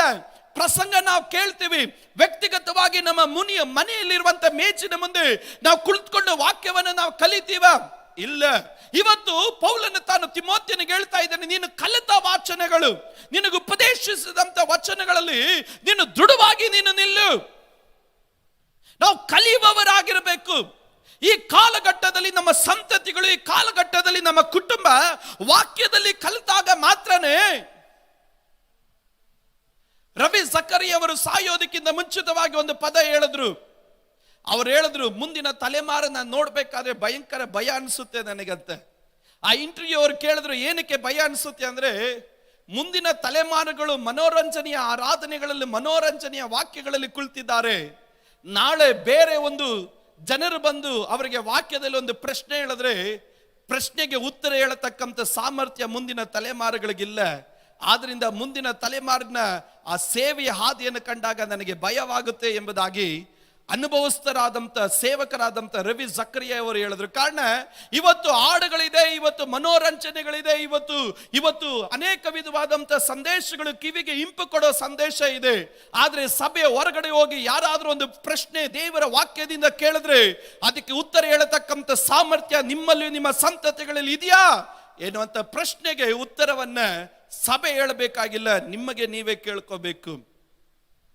ದೇವರ ಕುರಿತಾಗಿ, ಪರಿಶುದ್ಧತೆಯ ಕುರಿತಾಗಿ, ಕ್ರಿಸ್ತನ ಬರೋಣದ ಕುರಿತಾಗಿ, ಕ್ರಿಸ್ತನ ಆಗಮನದ ಕುರಿತಾಗಿ, ನಿತ್ಯ ಜೀವಿತದ ಕುರಿತಾಗಿ, ರಕ್ಷಣೆಯ ಕುರಿತಾಗಿ, ಇವತ್ತು ಲೋಕದವರು ಪ್ರಶ್ನೆ ಕೇಳಿದಾಗ ಆ ಪ್ರಶ್ನೆಗೆ ಉತ್ತರ ನನ್ನಲ್ಲಿದೆಯಾ ಎಂಬುದನ್ನು ನಾವು ಕಂಡುಕೊಂಡಾಗ, ನಾವು ಪ್ರಶ್ನೆ ಕೇಳಿದಾಗ ಅನೇಕದಕ್ಕೆ ನಮಗೆ ಉತ್ತರ ಇಲ್ಲ, ಗೊಂದಲಕ್ಕೀಡಾಗ್ತೇವೆ. ಕಾರಣ ನಾವು ವಾಕ್ಯವನ್ನ ಕಲಿತಾ ಇಲ್ಲ. ಅದರಿಂದ ಪೌಲನು ಹೇಳ್ತಾನೆ, ಕಲಿತ ವಾಕ್ಯದಲ್ಲಿ ನೀನು ದೃಢವಾಗಿ ನಿಲ್ಲು. ಇವತ್ತು ನನ್ನನ್ನು ಕೇಳ್ತಿರುವ ಯವನಸ್ಥರೇ, ನನ್ನನ್ನು ಕೇಳ್ತಿರುವ ಪ್ರಿಯ ದೇವರ ಮಕ್ಕಳೇ, ನಾವು ಈ ಕಾಲಘಟ್ಟದಲ್ಲಿ ವಾಕ್ಯವನ್ನ ಕಲಿಬೇಕು. ನಾವು ಈ ವಾಕ್ಯದಲ್ಲಿ ದೃಢವಾಗಿ ನಿಲ್ಲಬೇಕು. ನಮಗೂ ನಮ್ಮ ಸಂತತಿಗಳಿಗೆ ವಾಕ್ಯವನ್ನು ಉಪದೇಶ ಮಾಡೋರಾಗಿರಬೇಕು. ನಾಳೆ ಈ ಸಭೆಯ ಚೌಕಟ್ಟಿನಿಂದ ಹೊರಗಡೆ ಹೋದಾಗ, ಪ್ರಶ್ನೆಗಳು ನಮ್ಮನ್ನು ಎದುರುಗೊಂಡಾಗ, ಇವತ್ತು ಪಾಶ್ಚಿಮಾತ್ಯ ದೇಶಗಳಲ್ಲಿ ನಡೀತಿರುವ ಸಂಗತಿ ಏನು? ಅಲ್ಲಿನ ಜನರುಗಳಿಗೆ ವಾಕ್ಯಕ್ಕೆ ಉತ್ತರ ಹೇಳಕ್ ಆಗ್ತಾ ಇಲ್ಲ. ಆದ್ರಿಂದಲೇ ಕೆಲವರು ಕ್ರೈಸ್ತ ಮಾರ್ಗಗಳನ್ನೇ ಬಿಟ್ಟು ಹೋಗ್ತಾ ಇದ್ದಾರೆ. ಕಾರಣ ಉತ್ತರವನ್ನ ಕಂಡುಕೊಳ್ಳಕ್ ಆಗ್ತಾ ಇಲ್ಲ. ಬೈಬಲ್ ಅಲ್ಲಿ ಹೇಳ್ತದೆ, ಹುಡುಕಿ ನೋಡು ನಿನಗೆ ಉತ್ತರ ಸಿಗುತ್ತೆ ಅಂತ. ಬೈಬಲ್ ಅಲ್ಲಿ ಉತ್ತರ ಕಂಡುಕೊಳ್ಳೋದಿರುವಂತ ಯಾವ ವಿಷಯ ಸತ್ಯವೇದ ಗ್ರಂಥದಲ್ಲಿ ಇಲ್ಲ. ಈ ಸತ್ಯವೇದ ಗ್ರಂಥದಲ್ಲಿ ಹುಡುಕಿ ನೋಡಿದ್ರೆ ಈ ಲೋಕದಲ್ಲಿರುವಂತ ಎಲ್ಲ ಪ್ರಶ್ನೆಗಳಿಗೂ ಉತ್ತರ ಇದೆ. ಆದ್ರಿಂದಲೇ ತಿಮೋಥೆಯನಿಗೆ ಪೌಲನು ತಾನು ಸ್ಪಷ್ಟವಾಗಿ ಹೇಳ್ತಾನೆ, ನೀನು ಕಲ್ತಂತ ವಾಕ್ಯದಲ್ಲಿ ನೀನು ದೃಢವಾಗಿ ನೀನು ನಿಲ್ಲಬೇಕು. 15ನೇ ವಾಕ್ಯ ಹೇಳ್ತದೆ, ಈ ವಾಕ್ಯದ ವಿಶೇಷತೆ ಏನು?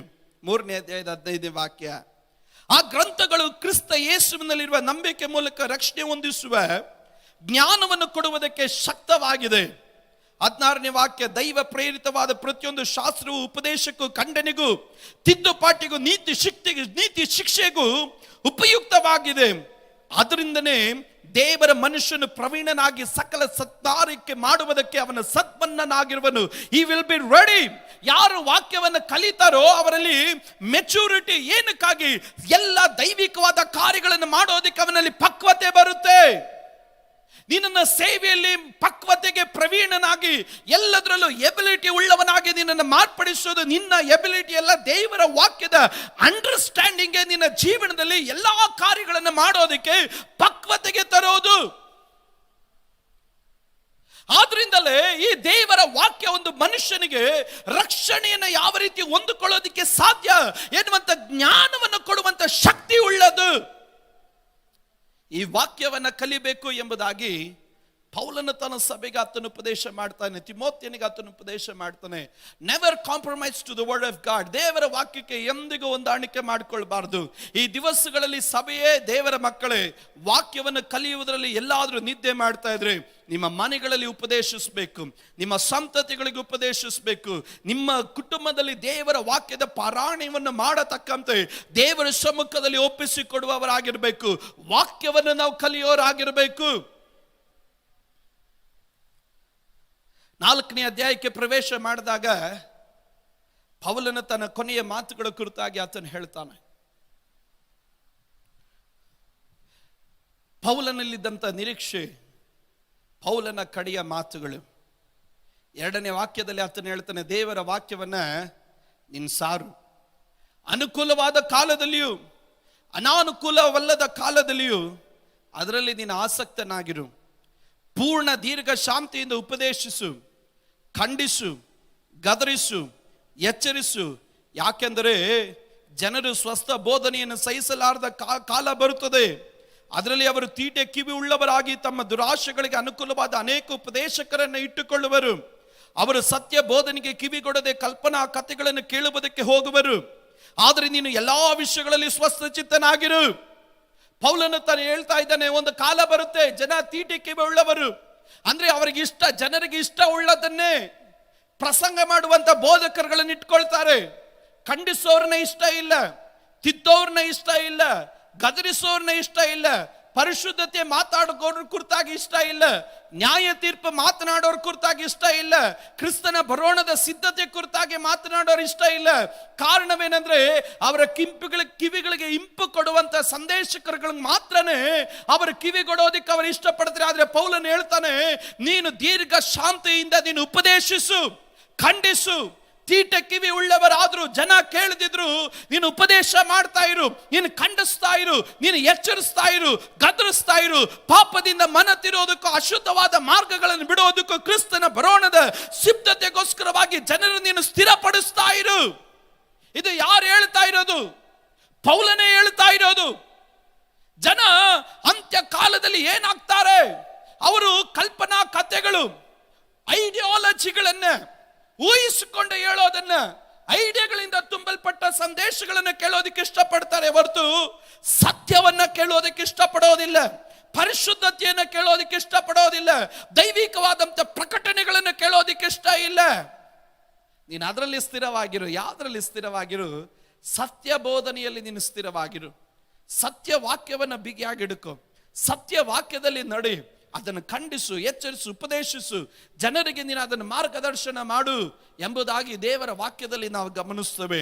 ಅದರಿಂದಲೇ ದೇವರ ವಾಕ್ಯದಲ್ಲಿ ತಾನು ಹೇಳ್ತಾನೆ, ಆದರೆ ನೀನು ಎಲ್ಲಾ ವಿಷಯಗಳಲ್ಲಿ ಸ್ವಸ್ಥಚಿತ್ತನಾಗಿರು, ಶ್ರಮೆಯನ್ನು ತಾಳಿಕೊ, ಸುವಾರ್ತಿಕನ ಕೆಲಸ ಮಾಡು, ನಿನಗೆ ನೇಮಿಸಿರೋ ಸೇವೆಯನ್ನ ಲೋಪವಿಲ್ಲದೆ ಮಾಡು. ನಿನಗೆ ಒಪ್ಪಿಸಿದಂತ ಒಂದು ಸೇವೆ ಇದೆಯಲ್ಲ, ಅದರಲ್ಲಿ ಯಾವ ಕಳಂಕ ಬರಬಾರ್ದು, ಅದರಲ್ಲಿ ಯಾವ ಅಹಂಕಾರ ಬರಬಾರ್ದು, ಅದರಲ್ಲಿ ಯಾವ ಅಶುದ್ಧ ಬರಬಾರ್ದು, ಅದರಲ್ಲಿ ಯಾವ ಆಲಸ್ಯ ಬರಬಾರ್ದು.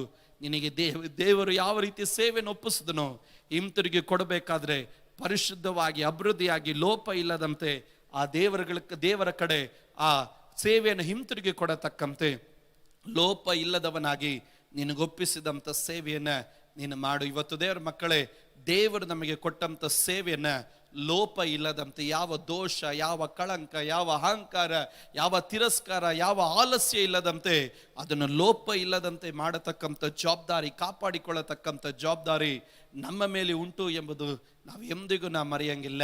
ಅದರಿಂದಲೇ ಪೌಲನ ತಾನು ಈ ರೀತಿಯಾಗಿ ಹೇಳ್ತಾ ಇದ್ದಾನೆ. 6ನೇ ವಾಕ್ಯ ಹೇಳ್ತದೆ, ಆತನ ಕಡೆ ಮಾತುಗಳು ಪೌಲನ ಹೇಳ್ತಾ ಇದ್ದಾನೆ, ಯಾಕೆಂದರೆ ನಾನಂತೂ ಈಗಲೇ ಪಾನ ದ್ರವ್ಯವಾಗಿ ಅರ್ಪಿತನಾಗಿದ್ದೇನೆ, ನಾನು ಹೊರಟು ಹೋಗಬೇಕಾದ ಸಮಯ ಬಂದದೆ. ಪೌಲನ ತನ್ನ ಕಡೇ ಮಾತುಗಳನ್ನು ಹೇಳ್ತಾ ಇದ್ದಾನೆ. ಈಗೋ ನನಗೆ ವಿರುದ್ಧವಾಗಿ ಕತ್ತಿಯು ಮಸಿಯಲ್ಪಡುತ್ತಾ ಇದೆ, ನನ್ನ ಶಿರಛೇದನೆ ಮಾಡತಕ್ಕಂಥ ಸಮಯ ಬಂದದೆ, ನಾನು ಹೊರಟು ಹೋಗತಕ್ಕಂತೆ ಕ್ರಿಸ್ತನ ನಿಮಿತ್ತವಾಗಿ ರಕ್ತ ಸಾಕ್ಷಿ ಆಗತಕ್ಕಂಥ ಸಮಯ ಬಂದದೆ, ನನ್ನ ಓಟವನ್ನು ನಾನು ಮುಗಿಸ್ತಾ ಇದ್ದೇನೆ. ಆತನು ಹೇಳ್ತಾ ಇದ್ದೇನೆ, ಶ್ರೇಷ್ಠ ಹೋರಾಟ ಮಾಡಿದ್ದೇನೆ. ನನ್ನ ಜೀವನದ ಯಾತ್ರೆಯಲ್ಲಿ ನಾನು ಬೆಸ್ಟ್, ಎಷ್ಟು ದೇವರಿಗೆ ಬೆಸ್ಟ್ ಮಾಡಲಿಕ್ಕೆ ಸಾಧ್ಯನೋ ಶ್ರೇಷ್ಠ ಹೋರಾಟ ಮಾಡಿದ್ದೇನೆ. ನನ್ನ ಓಟವನ್ನು ನಾನು ಕಡೆಗಾಣಿಸಿದ್ದೇನೆ. ಐ ಫಿನಿಶ್ಡ್ ಮೈ ರೇಸ್, ನನ್ನ ಓಟವನ್ನು ನಾನು ಮುಗಿಸಿದ್ದೇನೆ. ಎರಡನೇದಾಗಿ ಆತನು ಹೇಳ್ತಾನೆ, ಕ್ರಿಸ್ತನ ನಂಬಿಕೆಯನ್ನು ಕಾಪಾಡಿಕೊಂಡಿದ್ದೇನೆ. ಕ್ರಿಸ್ತನನ್ನು ನಂಬಿದಂಥ ಆರಂಭದ ಕಾಲದಲ್ಲಿ ಯಾವ ರೀತಿ ನನ್ನ ನಂಬಿಕೆ ಇತ್ತು, ಈ ಕತ್ತಿಯನ್ನು ನೋಡ್ತಿರುವಂಥ ಈ ಕೊನೆ ನಿಮಿಷದಲ್ಲೂ ಆ ಕ್ರಿಸ್ತನ ನಂಬಿಕೆಯನ್ನು, ಪರಿಶುದ್ಧವಾದ, ನಿಷ್ಕಪಟವಾದಂಥ, ಯಥಾರ್ಥ ಮನಸ್ಸುಳ್ಳಂಥ ನಂಬಿಕೆಯನ್ನು ನಾನು ಕಾಪಾಡಿಕೊಂಡಿದ್ದೇನೆ. ನಾಲ್ಕನೇದಾಗಿ ಹೇಳ್ತಾನೆ, ನೀತಿವಂತರಿಗೆ ದೊರಕುವಂತ ಜಯಮಾಲೆಯು ನನಗೆ ಮುಂದೆ ಅದು ಸಿದ್ಧವಾಗಿದೆ. ಈಗ ನನ್ನ ಕಣ್ಣುಗಳು ಏನ್ ನೋಡ್ತಾ ಇದೆ? ನೀತಿವಂತರಿಗೆ ದೇವರೊಂದು ಜಯಮಾಲೆಯನ್ನು ಸಿದ್ಧ ಮಾಡಿದ್ದಾನೆ. ಓಟವನ್ನು ಕೊನೆಗಾಣಿಸಿ ಪರಿಶುದ್ಧವಾಗಿ ನಂಬಿಕೆಯನ್ನು ಕಾಪಾಡಿಕೊಂಡವರಿಗಾಗಿ ಒಂದು ಜಯಮಾಲೆಯನ್ನು ದೇವರು ಸಿದ್ಧ ಮಾಡಿಟ್ಟಿದ್ದಾನೆ. ಆ ಜಯಮಾಲೆಯನ್ನು ಹೊಂದಿಕೊಳ್ಳೋದಕ್ಕಾಗಿ ನಾನು ಸಿದ್ಧನಾಗಿದ್ದೇನೆ. ಕೊನೆಯದಾಗಿ ಆತನು ಹೇಳ್ತಾನೆ, ಆತನು ನೀತಿಯುಳ್ಳ ನ್ಯಾಯಾಧಿಪತಿಯಾಗಿರುವ ಕರ್ತನು ಆ ದಿನದಲ್ಲಿ ನನಗೆ ಕೊಡುವನು. ನನಗೆ ಮಾತ್ರವಲ್ಲ, ತನ್ನ ಪ್ರತ್ಯಕ್ಷತೆಯನ್ನು ಪ್ರೀತಿಸುವವರಿಗೆಲ್ಲರಿಗೂ ಆತನು ಕೊಡುವನು. ಇವತ್ತು ದೇವರ ಮಕ್ಕಳೇ, ಸೇವೆ ಮಾಡೋರಿಗೆ ಈ ಲೋಕದಲ್ಲಿ ಒಂದು ಪಕ್ಷ ದೇವರು ಎಲ್ಲಾ ಕೊಟ್ಟರು ಸ್ತೋತ್ರ, ಕೊಡದಿದ್ರು ಸ್ತೋತ್ರ, ಆದ್ರೆ ದೇವರ ಮಕ್ಕಳನ್ನ ಮರೆತು ಹೋಗ್ಬಾರ್ದು. ಆದ್ರೆ ಒಂದು ಮಾತ್ರ ತಪ್ಪೋದಿಲ್ಲ, ಕ್ರಿಸ್ತನ ಪ್ರತ್ಯಕ್ಷನಾದಾಗ ಬಾಡಿ ಹೋಗುವ ಜಯಮಾಲೆ ಅಲ್ಲ, ಬಾಡದಿರುವಂತ ಒಂದು ಜಯಮಾಲೆ. ತನ್ನ ಪ್ರತ್ಯಕ್ಷತೆಯನ್ನು ಎದುರು ನೋಡುತ್ತಾ ಸೇವೆಯಲ್ಲಿ ಪರಿಶುದ್ಧರಾಗಿ, ನೀತಿವಂತರಾಗಿ, ನಂಬಿಗಸ್ತರಾಗಿ, ಕರ್ತನ ಸಭೆಯಲ್ಲೂ ಕರ್ತನ ಆಲಯದಲ್ಲೂ ತಮ್ಮ ಜೀವಿತದ ಸ್ವಭಾವಗಳಲ್ಲೂ ದೇವರನ್ನ ಯಥಾರ್ಥ ಮನಸ್ಸಿನಿಂದ ಸೇವೆ ಮಾಡಿದಿ ನಡೆದಂತ ಪ್ರತಿಯೊಂದು ದೇವರ ಮಕ್ಕಳಿಗೆ ಒಂದು ಬಾಡದಿರುವಂತ ಜಯಮಾಲೆಯನ್ನು ಕೊಡುವಂತ ಒಂದು ನೀತಿಯುಳ್ಳಂತ ನ್ಯಾಯಾಧಿಪತಿ ಮಧ್ಯಾಕಾಶದಲ್ಲಿ ಪ್ರತ್ಯಕ್ಷನಾಗ್ತಾನೆ. ಆತನ ಪ್ರತ್ಯಕ್ಷತೆಯನ್ನು ಪ್ರೀತಿಸುವವರು ಎಲ್ಲರಿಗೂ ದೇವರ ಆತನ ಸಿದ್ಧ ಮಾಡಿಟ್ಟಿದ್ದಾನೆ. ಇವತ್ತು ದೇವರ ಮಕ್ಕಳು, ಈ ಲೋಕ ನಮ್ಮನ್ನು ಹೊಗಳಿದ್ರು, ಲೋಕ ನಮ್ಮನ್ನು ತಿರಸ್ಕಾರ ಮಾಡಿದ್ರು, ಈ ಲೋಕ ಅಲ್ಲ ನಮಗೆ ಶಾಶ್ವತ. ನಮಗೆ ಶಾಶ್ವತವಾಗಿರುವುದು ಕ್ರಿಸ್ತನ ಮಾತ್ರವೇ. ನಮ್ಮ ಕಣ್ಣುಗಳು ಯಾವಾಗಲೂ ಆತನನ್ನೇ ದೃಷ್ಟಿಸಬೇಕು. ಪೌಲನು ತಾನು 9ನೇ ವಾಕ್ಯದಲ್ಲಿ ಹೇಳ್ತಾ ಇದ್ದಾನೆ, ನನ್ನ ಬಳಿಗೆ ಬರೋದಕ್ಕೆ ನೀನು ಬೇಗ ಬರುವುದಕ್ಕೆ ನೀನು ಪ್ರಯತ್ನ ಮಾಡು. ಯಾವಾಗ ನನ್ನ ಈ ಕುತ್ತಿಗೆಯಲ್ಲಿ ಕತ್ತಿ ಬರುತ್ತದೋ ಗೊತ್ತಿಲ್ಲ, ಆದರೆ ಬರೋದಕ್ಕಿಂತ ಮುಂಚೆ ಆತ್ಮಿಕ ಮಗನೇ, ನಾನು ನಿನ್ನನ್ನು ನೋಡಲಿಕ್ಕಾಗಿ ನಾನು ಬಯಸ್ತೇನೆ. ಇವತ್ತು ನನ್ನನ್ನು ಕೇಳೋ ದೇವರ ಮಕ್ಕಳೇ, ಸೇವೆಯ ಹಾದಿಯಲ್ಲಿರುವಂಥ ನಾವುಗಳು ಎಷ್ಟು ಜನರನ್ನ ಇವತ್ತು ನಮ್ಮ ಆತ್ಮಿಕ ಮಕ್ಕಳಾಗಿ, ಆತ್ಮಿಕ ಕುಮಾರ ಕುಮಾರ್ತಿಯರಾಗಿ ನಾವು ಸಭೆಗಳಲ್ಲಿ ಎಬ್ಬಿಸ್ತಾ ಇದ್ದೇವೆ. ನಮ್ಮ ಸೇವೆಗಳ ಮುಖಾಂತರವಾಗಿ ಎಷ್ಟು ಜನರನ್ನ ಸೇವೆ ಮಾಡೋದಕ್ಕಾಗಿ ಆಲಯದಲ್ಲಿ ಕರ್ತನ ರಾಜ್ಯದಲ್ಲಿ ನಾವು ಸೇವೆ ಮಾಡೋದಕ್ಕಾಗಿ ಪ್ರೋತ್ಸಾಹ ಮಾಡ್ತಾ ಇದ್ದೇವೆ. ಇವತ್ತು ನಮ್ಮನ್ನು ನಾವು ಪರಿಶೋಧನೆ ಮಾಡಿಕೊಳ್ಳೋರಾಗಿರ್ಬೇಕು. ನನಗೆ ಬಹಳ ಸುಪರಿಚಿತವಾಗಿರುವಂಥ ಒಂದು ವ್ಯಕ್ತಿ ವಿಲಿಯಂ ಬೂತ್ ಎಂದು ಕರೆಯಲ್ಪಡುವಂಥ ಒಂದು ದೇವದಾಸನ ಕುರಿತಾಗಿ ನೀವೆಲ್ಲರೂ ಕೇಳಿರ್ಬೋದು.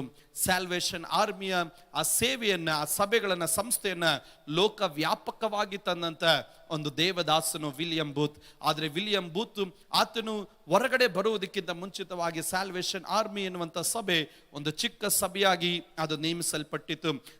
ವಿಲಿಯಂ ಬೂತ್ ಅವರು ಆ ಸಭೆಯ ಬೋಧಕನ ಬಳಿಯಲ್ಲಿ ಹೋಗಿ ಒಂದು ದಿವಸ ಕೇಳಿದ್ರು, ನಾನು ನಿಮ್ಮ ಸಭೆಯಲ್ಲಿ ಸೇವೆ ಮಾಡ್ತೇನೆ, ನನ್ನನ್ನು ಸೇವಕನಾಗಿ ಅಂಗೀಕರಿಸ್ರಿ. ಅವರು ಹೇಳಿದ್ರು, ನೀನು ಹೊರಗಡೆಯಿಂದ ಬಂದಿದ್ದೀಯ, ನಾವು ಹೊರಗಡೆಯಿಂದ ಬಂದವರನ್ನ ಸೇವೆಗೆ ತೆಗೆದುಕೊಳ್ಳೋದಕ್ಕಾಗೋದಿಲ್ಲ, ನಾವು ನೀನು ಬೇಡ ಅಂತ ಹೇಳಿದಾಗ ವಿಲಿಯಂ ಬೂತ್ ಹೇಳಿದ್ರು, ದಯವಿಟ್ಟು ನನ್ನನ್ನು ಅಂಗೀಕರಿಸ್ರಿ, ನೀವು ಏನೇ ಸೇವೆ ಕೊಟ್ಟರು ನಾನು ಆಲಯದಲ್ಲಿ ನಾನು ಮಾಡ್ತೇನೆ. ಆಗ ಆ ಪಾಸ್ಟರ್ ಅವರು ಈ ರೀತಿ ಹೇಳಿದ್ರು.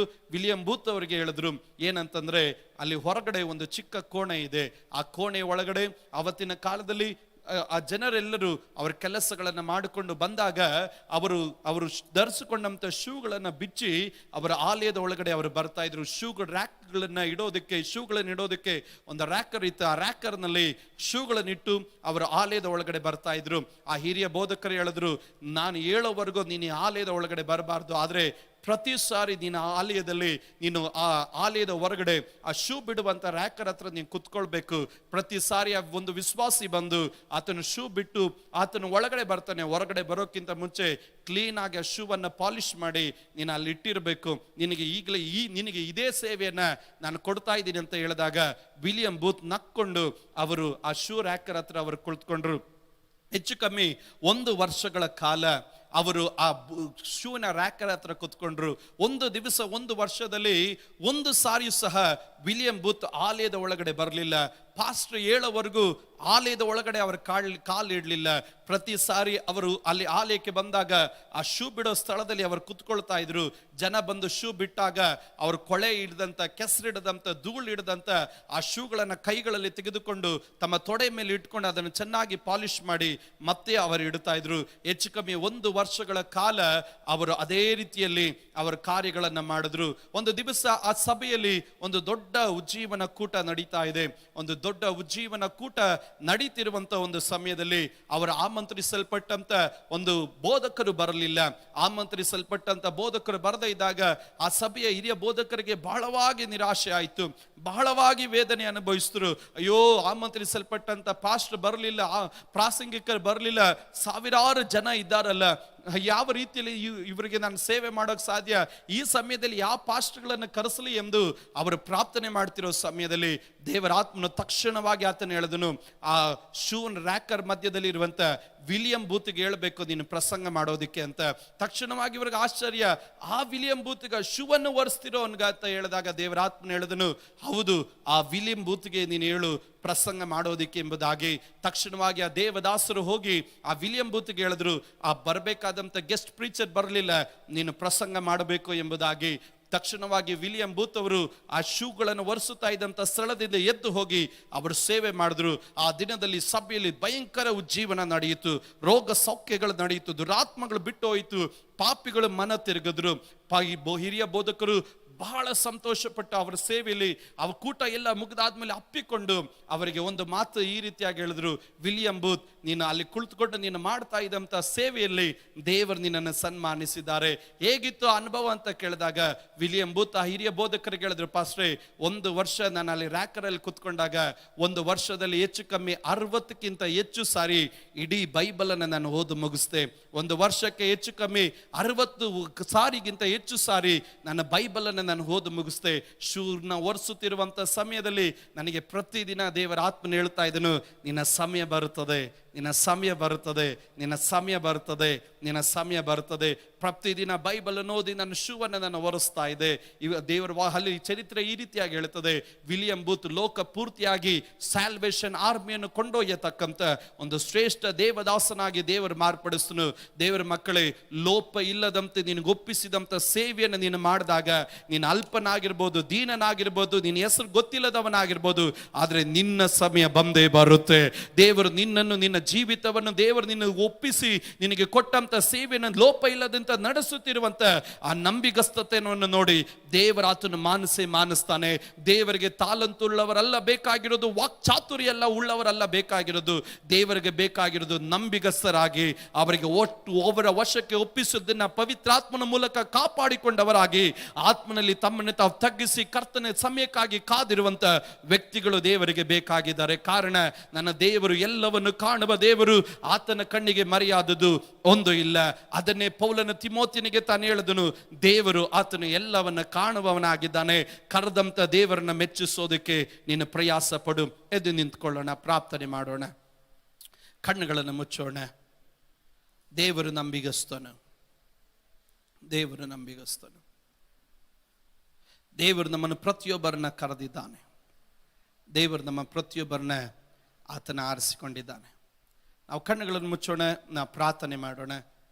ಈ ರಾತ್ರಿ ವೇಳೆಯಲ್ಲಿ ಒಂದು ಪಕ್ಷ ಸೇವೆ ಮಾಡ್ತಿರೋರು ಯಾರಾದರೂ ಇಲ್ಲಿದ್ರೆ, ಸೇವೆಯಿಂದ ದೂರ ಉಳಿದವರಿದ್ರೆ, ಈ ರಾತ್ರಿ ವೇಳೆಯಲ್ಲಿ ದೇವರು ನೀನು ಕೊಟ್ಟಂತ ಸೇವೆಯಲ್ಲಿ ಒಂದು ಪಕ್ಷ ನೀನು ಮಾಡೋದಕ್ಕೆ ನೀನು ಅದರಿಂದ ಆಲಸ್ಯವನ್ನು ತೋರಿಸ್ತಾ ಇದ್ರೆ, ಈ ದಿನ ನಾನು ಹೇಳ್ತಾನೆ, ಮನ ತಿರುಗಿ ಬಾ. ಕರ್ತನು ಈ ಕಾಲಘಟ್ಟದಲ್ಲೂ ನಿನಗುಳ್ಳಂತ ಕೃಪಾವರಗಳನ್ನು ಪ್ರಜ್ವಲಿಸೋದಕ್ಕಾಗಿ ದೇವರು ಆತನ ಕರೀತಾ ಇದ್ದಾನೆ. ನಿನ್ನ ಒಳಗಡೆ ಒಂದು ಆತ್ಮನನ್ನು ದೇವರು ಕೊಟ್ಟಿದ್ದಾನೆ, ನಿನ್ನ ಒಳಗಡೆ ಒಂದು ಅಭಿಷೇಕವನ್ನು ದೇವರು ಕೊಟ್ಟಿದ್ದಾನೆ, ನಿನ್ನ ಮೇಲೆ ಒಂದು ಕರೆಯನ್ನು ದೇವರು ಕೊಟ್ಟಿದ್ದಾನೆ. ವಾಕ್ಯವನ್ನು ಕಲಿ, ಆತ್ಮನಿಗೆ ಅವಕಾಶ ಮಾಡಿಕೊಡು. ನಿನ್ನಲ್ಲಿ ಕೊಡಲ್ಪಟ್ಟಂತ ಸೇವೆ ಅದು ಚಿಕ್ಕದಾಗಿದ್ರು ಉದಾಸೀನದಿಂದ ಎಣಿಸಬೇಡ, ಅದು ಶ್ರೇಷ್ಠವಾದದ್ದು. ನಿನ್ನ ಸಮಯ ಬರುತ್ತದೆ, ಕರ್ತನು ನಿನ್ನನ್ನು ಪ್ರಜ್ವಲಿಸತಕ್ಕಂತೆ ದೇವರ ಆತನ ಮಾಡೇ ಮಾಡ್ತಾನೆ. ನಾವು ಕಣ್ಣುಗಳನ್ನು ಮುಚ್ಚೋಣ, ನಾವು ಪ್ರಾರ್ಥನೆ ಮಾಡೋಣ. ದೇವರಿಗೆ ಸ್ತೋತ್ರ ಹೇಳ್ರಿ. ದೇವರೇ, ನನಗೆ ಕೊಟ್ಟಂಥದ್ದು ಚಿಕ್ಕ ಸೇವೆ ಆಗಿದ್ರು ಸ್ತೋತ್ರಪ್ಪ. ಇವತ್ತು ನೀನು ನನಗೇನು ಸೇವೆ ಕೊಟ್ಟಿದೀಯ ಅದಕ್ಕಾಗಿ ಸ್ತೋತ್ರಪ್ಪ. ಆಲಯದಲ್ಲಿ ಕಸ ಗುಡಿಸೋದಾಗ್ಲಿ, ಒಂದು ಪಕ್ಷ ಸುವಾರ್ತೆ ಹೇಳೋದಾಗ್ಲಿ, ಒಡಕೆದಲ್ಲಿ ನಿಂತು ಪ್ರಾರ್ಥಿಸೋದಾಗ್ಲಿ, ಇಲ್ಲ ಚೇರ್ ಹಾಕೋದಾಗ್ಲಿ, ಕರ್ತನೆ ಏನ್ ಸೇವೆ ಕೊಟ್ಟಿದೆಯೋ ಅದು ಚಿಕ್ಕದಲ್ಲಪ್ಪ, ಅದು ಶ್ರೇಷ್ಠವಾದದಪ್ಪ. ಇದಕ್ಕೆ ನಾನು ಅಪಾತ್ರನು, ಇದಕ್ಕೆ ನಾನು ಯೋಗ್ಯನಲ್ಲ. ಕರ್ತನೆ, ನೀನು ನನಗೆ ಒಪ್ಪಿಸಿದಂಥ ಸೇವೆಯನ್ನ ನಂಬಿಗಸ್ತನಾಗಿ ಮಾಡತಕ್ಕಂತೆ ನಿನ್ನ ಆತ್ಮನೇ ನನ್ನನ್ನು ನಡೆಸಲಿ ಎಂಬುದಾಗಿ ನಾವು ಕಣ್ಣುಗಳನ್ನು ಮುಚ್ಚಿ ಸ್ತೋತ್ರ ಹೇಳೋಣ. ಒಂದು 30 ಸೆಕೆಂಡ್ ಸ್ತೋತ್ರ ಹೇಳ್ರಿ. ಕೃತಜ್ಞತಾ ಹೃದಯದೊಟ್ಟಿಗೆ, ಎ ಥ್ಯಾಂಕ್ಸ್ಫುಲ್ ಹಾರ್ಟಿನೊಟ್ಟಿಗೆ ನಾನು ಸ್ತೋತ್ರ ಹೇಳುತ್ತೇನೆ. ನನಗೊಪ್ಪಿಸಿದಂಥ ಸೇವೆಯನ್ನ ನಂಬಿಗಸ್ತನಾಗಿ ಮಾಡತಕ್ಕಂತೆ ನಾನು ಒಪ್ಪಿಸಿಕೊಡುತ್ತೇನೆ. ದೇವರೇ, ನನಗೆ ಕಲಿಸು, ನನಗೆ ಉಪದೇಶ ಮಾಡು. ಲೋಪ ಇಲ್ಲದೆ ಸೇವೆಯನ್ನು ಮಾಡೋದಕ್ಕೆ ನನ್ನ ಮೇಲೆ ನಿನ್ನ ಕೃಪೆಯನ್ನು ಸುರಿಸು ಎಂಬುದಾಗಿ ನಾವು ದೇವರ ಕರಗಳಲ್ಲಿ ಒಪ್ಪಿಸೋಣ. ಕಣ್ಣುಗಳನ್ನು ಮುಚ್ಚೋಣ, ನಾವು ಪ್ರಾರ್ಥನೆ